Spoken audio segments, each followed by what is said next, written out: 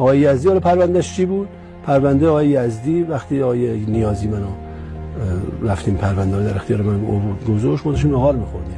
پرونده تا سطح میز ناهارخوری اومد بالا، پرونده آقای یزدی. و دیدم یکی پرونده مربوط به 3000 هکتار اراضی جنگل‌های شمال خلیل محله عباس آباد بهشهر، نمیدونم لاستیک دنا، نمیدونم برای خرید خونه موقع رئیس قوه قضاییه بوده، برای آقای ذاکر احمدی رئیس دادگستری استان هرمزگان نامه زده که مبلغ 1 میلیارد تومان به حساب شخصی این جانب اگه اشتباه نکنم 8957 بانک ملی شعبه مجلس شورای اسلامی واریز نماید جهت خرید منزل نیازمند. آقای محمد یزدی نوشته. بله این کلمه جمله یکی تو پرونده بود. و ایشون چجوری پول تهیه کرده؟